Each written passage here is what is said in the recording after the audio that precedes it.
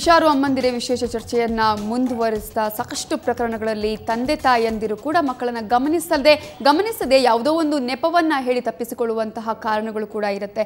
ಹಾಗಾದ್ರೆ ಲೈಂಗಿಕ ದೌರ್ಜನ್ಯ ಅಂದ್ರೆ ಏನು, ಮಕ್ಕಳ ಮೇಲೆ ಇದು ಹೇಗಾಗುತ್ತೆ, ಯಾವ ರೀತಿಯಾದಂತಹ ಲೈಂಗಿಕ ದೌರ್ಜನ್ಯಗಳು ಆಗುತ್ತೆ, ಇವೆಲ್ಲದರ ಬಗ್ಗೆ ಚರ್ಚೆಯನ್ನ ಮುಂದುವರಿಸ್ತೀನಿ. ನಾಗಸಿಂಹಜಿರಾವ್ ಅವರೇ, ನಾನು ನಿಮ್ ಕೇಳಕ್ಕೆ ಬಯಸ್ತಿರುವಂಥದ್ದು, ಮಕ್ಕಳ ಮೇಲೆ ಎಂತೆಂತಹ ಅಥವಾ ಯಾವ ರೀತಿಯಂತಹ ಲೈಂಗಿಕ ದೌರ್ಜನ್ಯಗಳಾಗುತ್ತೆ? ನೀವು ಸಾಕಷ್ಟು ಕೇಸ್ಗಳನ್ನ ನೋಡಿರ್ತೀರಾ, ಎಂತೆಂತಹ ಕೇಸ್ಗಳು ಸಿಕ್ಕಿವೆ? ಈಗ ಉದಾಹರಣೆಗೆ ಒಂದು ಅಂಕಿಅಂಶ ಹೇಳ್ಬಿಡ್ತೀನಿ ಕೇಳಿ.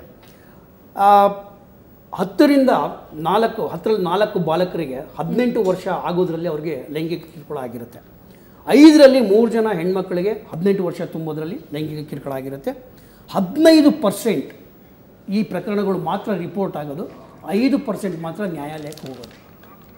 ಅಂದರೆ ಎಷ್ಟು ದೊಡ್ಡದಾಗಿದೆ ಇದರ ವ್ಯಾಪ್ತಿ ಅನ್ನೋದು. ಅಂದರೆ 10ರಲ್ಲಿ ಒಂದು ಮನೆಯಲ್ಲಿ ಲೈಂಗಿಕ ಕಿರುಕುಳ ನಿರಂತರವಾಗಿ ಆಗ್ತಾನೆ ಇರುತ್ತೆ ಅಂತ ತೋರಿಸುತ್ತೆ. ಈಗ ನಾವೆಲ್ಲ ಕೂತ್ಕೊಂಡು ಮಾತಾಡ್ತಿರ್ಬೇಕಾದ್ರೆ 6 ಜನ ಮಕ್ಕಳ ಮೇಲೆ ಲೈಂಗಿಕ ಕಿರುಕುಳ ಆಗಿದೆ. ಹೌದು.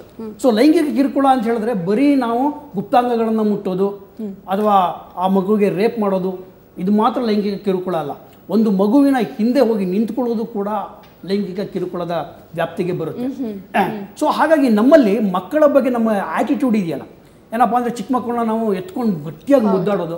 ಈಗ ನೋಡಿ, ನಿನ್ನೆ ಒಂದು ಪೇಪರಲ್ಲಿ ರಿಪೋರ್ಟ್ ಆಗಿದೆ, ಒಬ್ಬ ವ್ಯಕ್ತಿ ಒಂದು ಮಗುವನ್ನ ಗಟ್ಟಿಯಾಗಿ ಅಪ್ಕೊಂಡು ಮುದ್ದಾಡಿ ಆ ಮಗುನೇ ಸತ್ತೋಗಿದೆ. ಸೊ ಇಂಥ ಪ್ರಕರಣಗಳನ್ನು ನಾವು ಅದನ್ನು ಕೂಡ ಲೈಂಗಿಕ ಕಿರುಕುಳ ಅಂತಾನೆ ಪರಿಗಣಿಸಬೇಕಾಗುತ್ತೆ. ಓಕೆ, ಈಗ ನಾವು ವಿಬ್ಗೈರ್ ಶಾಲೆಯ ಒಂದು ಪ್ರಕರಣವನ್ನೇ ನೋಡೋದಾದ್ರೆ ಅಲ್ಲಿ ಯಾವ ರೀತಿ ಆಗಿರಬಹುದು? ಯಾಕಂದ್ರೆ ಆ ಮಗುವಿಗೆ ಈಗ ಮಾನಸಿಕ ಅಸ್ವಸ್ಥರು ಅಂತ ಹಣೆಪಟ್ಟಿ ಬೇರೆ ಅದು ಸುಳ್ಳು, ಅದು ತಪ್ಪು. ಯಾಕಂತ ಹೇಳಿದ್ರೆ ಅಲ್ಲಿ ನಮ್ಮ ಚೈಲ್ಡ್ ಲೈನ್ನ ಉದ್ಯೋಗಿಗಳೇ ಹೋಗಿದ್ದು, ನನ್ನ ಕೊಲೀಗ್ಸ್ಗಳೇ ಹೋಗಿ ಅಲ್ಲಿ ನೋಡಿದ್ದಾರೆ, ಆ ಮಗುವಿಗೆ ಕೌನ್ಸಿಲಿಂಗ್ ಮಾಡಿದ್ದಾರೆ. ಆ ರೀತಿಯಾದ ಯಾವುದು ಪ್ರಾಬ್ಲಮ್ಗಳು ಇಲ್ಲ, ಅದನ್ನ ರಿಪೋರ್ಟ್ ಕೂಡ ತಯಾರು ಮಾಡಿದ್ದಾರೆ, ಅದನ್ನ ಡಿಪಾರ್ಟ್ಮೆಂಟ್ಗೆ ಸಬ್ಮಿಟ್ ಮಾಡ್ತಿದ್ದಾರೆ.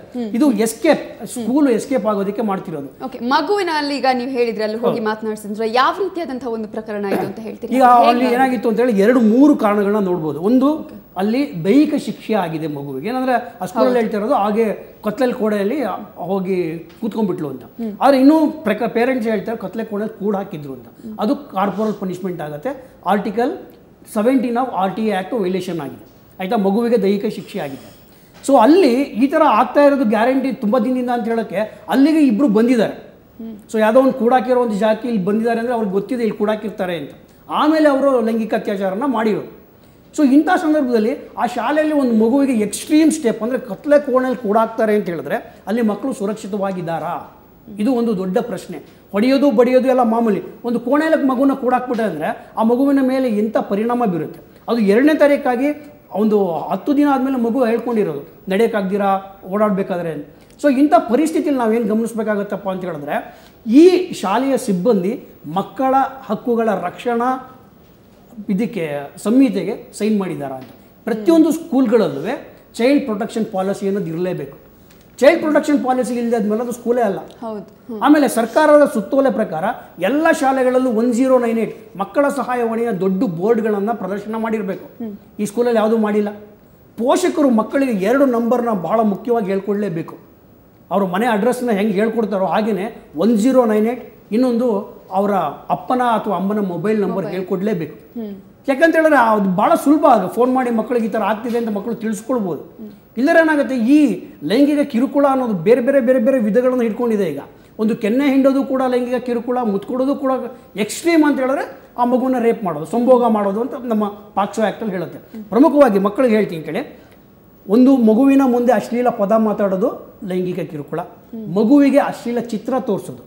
ಈಗ ಫಾರ್ ಎಕ್ಸಾಂಪಲ್ ಒಂದು ಶಾಲೆಯಲ್ಲಿ ಹೇಳ್ತೀನಿ, ಮಕ್ಕಳು ಹಿಂದೆ ಕೂತ್ಕೊಂಡು ಮೊಬೈಲಲ್ಲಿ ಬ್ಲೂ ಫಿಲಮ್ ನೋಡ್ತಾ ಇದ್ರು, ಆಯ್ತು. ಅದನ್ನು ಟೀಚರ್ ನೋಡಿ ಅದನ್ನು ಕಿತ್ಕೊಂಡು ಯಾಕೆ ಇದು ನೋಡ್ತಿದ್ದಾರೆ ಅಂತ ನೋಡಿದಾಗ ಸ್ವಲ್ಪ ಮುಂದಕ್ಕೆ ಹೋಗ್ತಾ ಇದ್ದಾರೆ ಚಿತ್ರಗಳಲ್ಲಿ, ಆ ಟೀಚರ್ದೇನೆ ಎದೆ ಭಾಗ ಸೊಂಟದ ಭಾಗ ಮಕ್ಕಳು ಫೋಟೋ ತೊಗೊಂಡಿದ್ರು.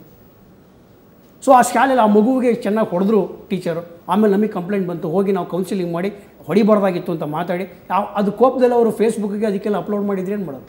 ಸೊ ಮೊಬೈಲ್ಗಳಲ್ಲಿ ಫೋಟೋ ತೊಗೊಳ್ಳೋದು ಕೂಡ ಲೈಂಗಿಕ ಕಿರುಕುಳ.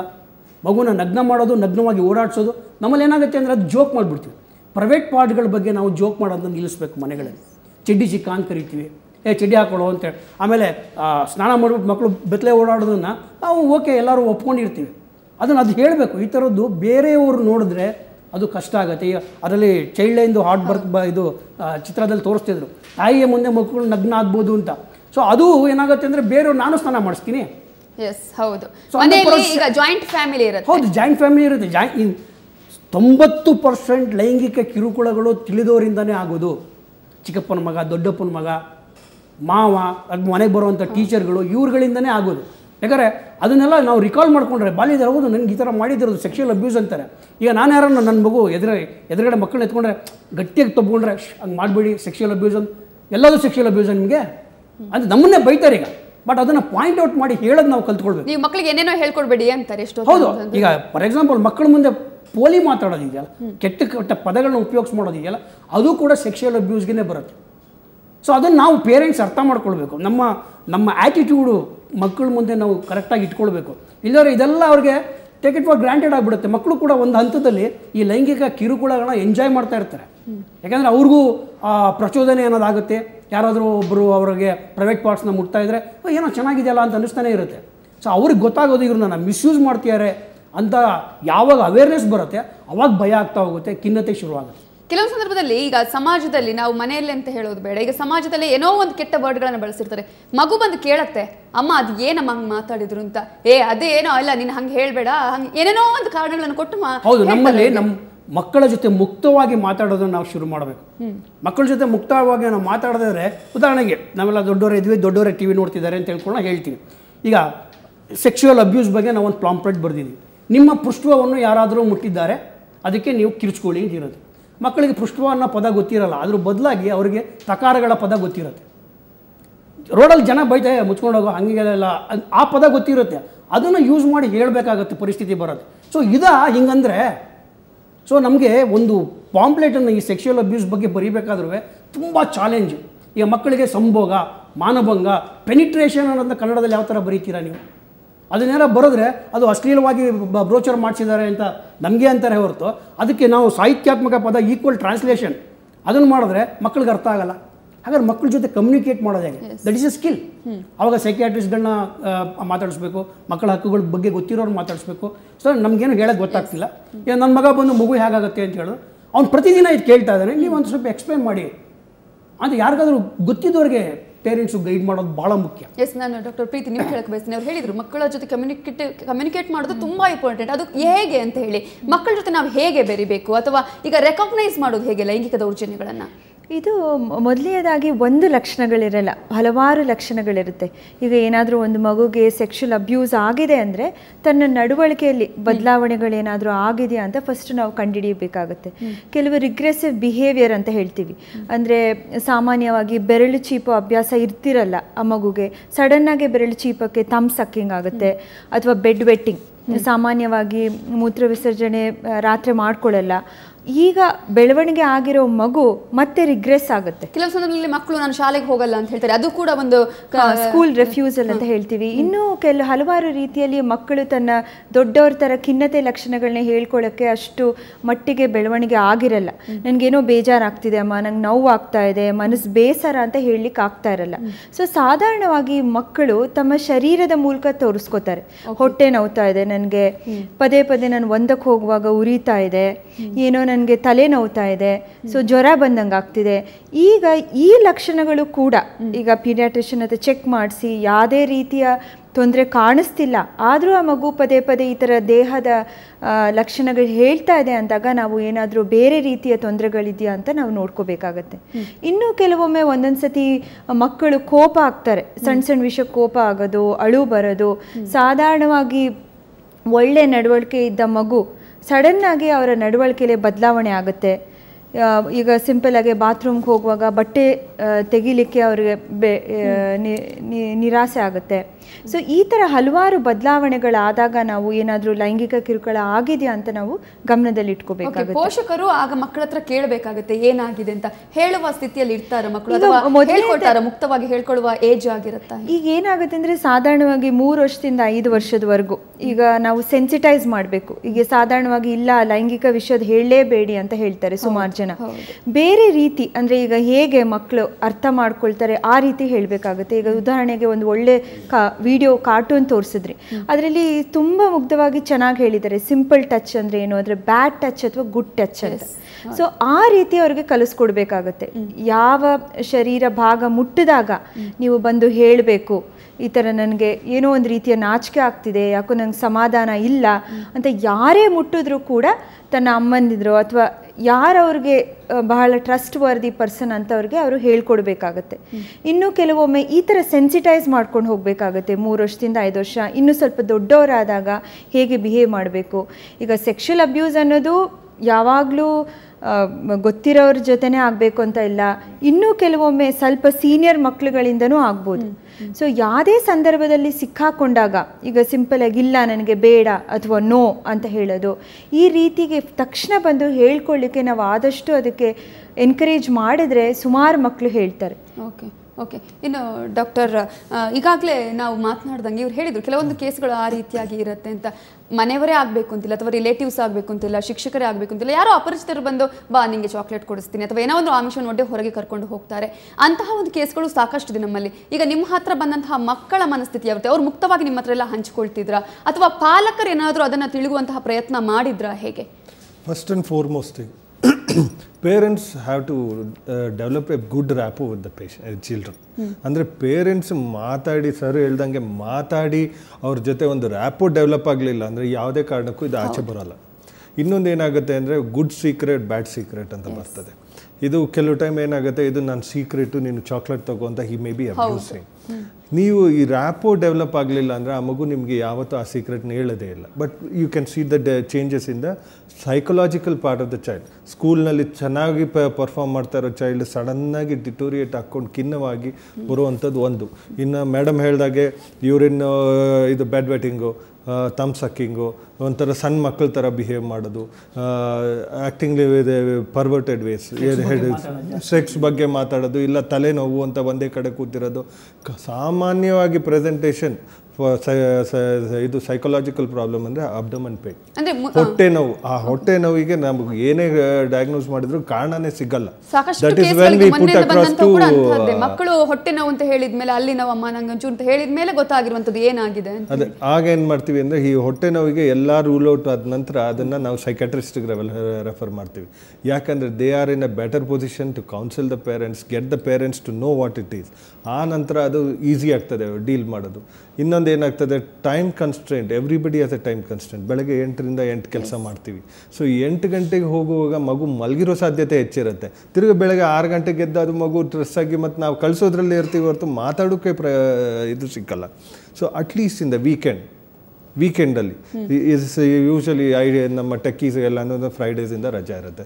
Saturday Sunday they should make their best time, spend their best time in that.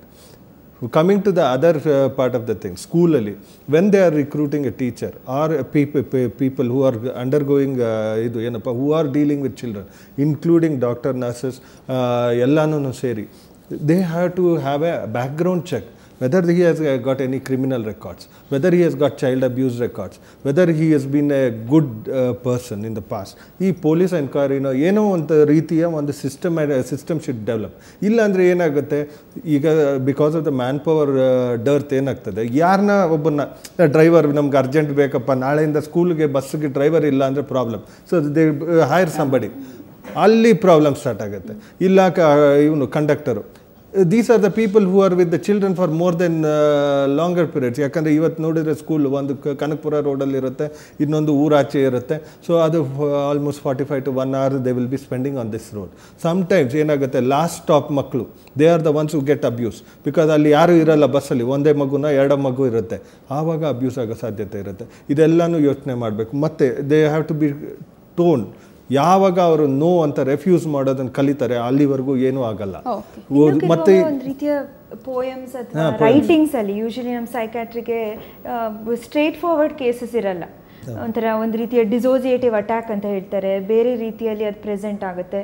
But ಸಾಧಾರಣವಾಗಿ ಸುಮಾರು ಕೌನ್ಸಿಲಿಂಗ್ ಸೆಷನ್ಸ್ ಆದಮೇಲೆ ಅವರು ರೈಟಿಂಗಲ್ಲಿ ಕೂಡ ಅಥವಾ ಡ್ರಾಯಿಂಗ್ಸಲ್ಲಿ ಅವ್ರಿಗೆ ಆಗ್ತಿರೋ ತೊಂದರೆಗಳನ್ನ ಅವರು ಮಕ್ಕಳು ಫ್ರೆಂಡ್ಸ್ ಜೊತೆ ಕೆಲವು ಸಂದರ್ಭದಲ್ಲಿ ಹೇಳ್ಕೊಳ್ತಾರೆ, ಹಿಂಗ್ ಮಾಡಿದ್ರು ಹಂಗ್ ಮಾಡ್ತಾರೆ. ಅವನ್ನು ಕೂಡ ಪೋಷಕರು ಅಥವಾ ಅವರ ಫ್ರೆಂಡ್ಗಳ ಜೊತೆ ಅದನ್ನ ಕೇಳ್ಕೋಬಹುದಲ್ವ? ಆ ಪೇರೆಂಟ್ಸಿಗೆ ಅವ್ರ ಪೇರೆಂಟ್ ಕಮ್ಯುನಿಕೇಟ್ ಮಾಡಿ ಆ ಪೇರೆಂಟ್ ಇವ್ರಿಗೆ ಕಮ್ಯುನಿಕೇಟ್ ಮಾಡಿದ ಕೂಡಲೇ ಗೊತ್ತಾಗ್ತದೆ.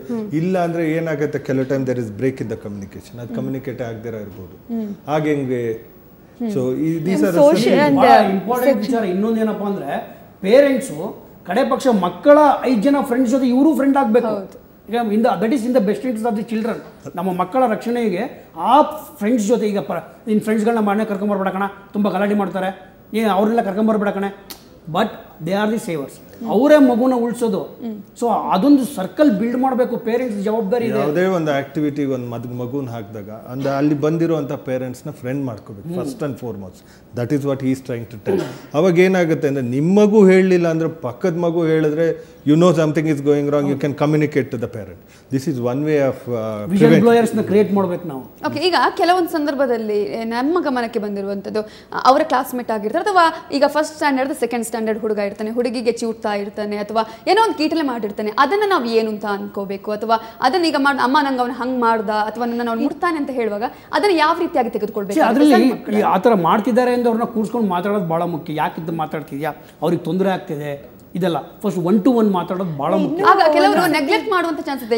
ಸಣ್ಣ ಮಕ್ಕಳಮ್ಮ ಏನಾಗಲ್ಲ. ಶಿಶು ಪೀಡಕತನ ಅನ್ನೋದು 12ನೇ ವಯಸ್ಸಿಂದನೇ ಪ್ರಾರಂಭ ಆಗುತ್ತೆ. 12ನೇ, ಯಾಕಂದ್ರೆ ಅಷ್ಟೆಲ್ಲ ಅವ್ರಿಗೆ ಆಗಿರುತ್ತೆ. ಸೊ ಅದಕ್ಕೊಂದು ಔಟ್ಲೆಟ್ ಬೇಕಾಗುತ್ತೆ. ಸೊ ಅವ್ರು ಅದನ್ನ ಮುಂದುವರಿಸ್ಕೊಂಡು ಹೋಗ್ತಾರೆ. ಸೊ ಅದಕ್ಕೆ ಅಬ್ಸರ್ವೇಷನ್ ಭಾಳ ಇಂಪಾರ್ಟೆಂಟು. ಅಬ್ಸರ್ವೇಷನ್ ಒಂದು ಮಾನಿಟರಿಂಗ್.